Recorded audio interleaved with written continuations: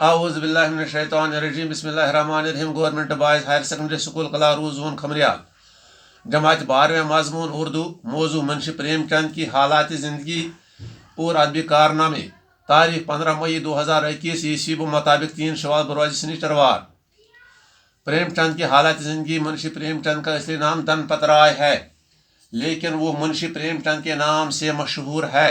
وہ 1880 عیسوی میں بنارس کے ایک گاؤں پانڈے پور میں پیدا ہوئے۔ ان کے والد منشی عجائب لال محکمہ ڈاک میں ایک مقرر تھے۔ پریم چند 8 سال کے تھے جب ان کی والدہ کا انتقال ہو گیا، پھر ان کی دادی نے ان کی پرورش کی، لیکن بہت جلد ان کا بھی انتقال ہو جاتا ہے۔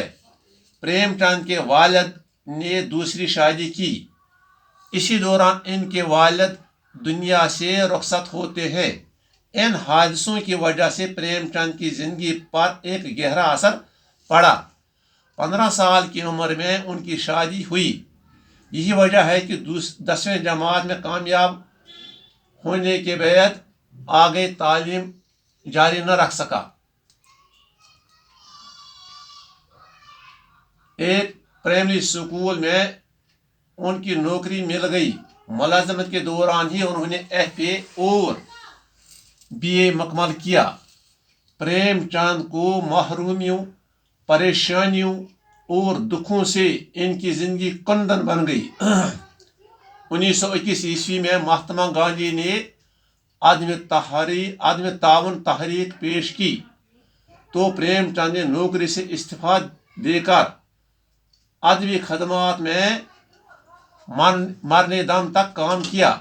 1936 عیسوی میں پریم چند نے اس دنیا سے رخصت فرمایا۔ پریم چند کے ادبی خدمات: پریم چند افسانہ نگار اور ناول نگار بھی تھے۔ آپ نے بے شمار افسانے اور ناول لکھے ہیں۔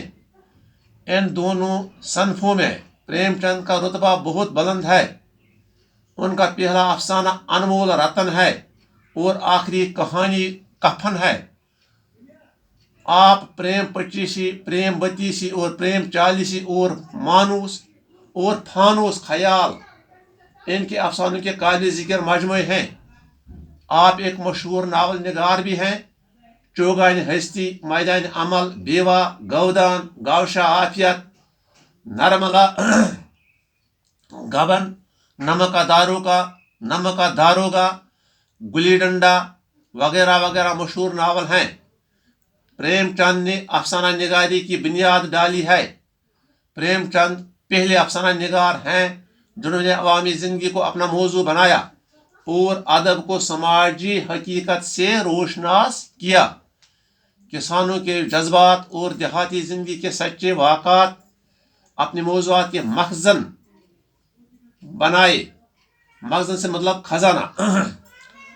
آپ کے ادب میں سچائی، حقیقت اور سادگی پوری طرح سے بھری ہوئی ہے۔ آپ چوٹی کے نثر نگاروں میں شمار ہوتے ہیں۔ اردو نثری ادب میں منشی پریم چند کا نام زندہ اور تابندہ ہمیشہ رہے گا۔ تابندہ مطلب روشن۔ آپ کو اردو ادب پر قدرت حاصل تھی، یعنی طاقت، عبور۔ آپ ہندی اور فارسی محاورات اور مقولے موقع و محل کی مناسبت سے استعمال کرتے تھے۔ ان کا کلام لوگ بڑے شوق و ذوق سے پڑھتے ہیں۔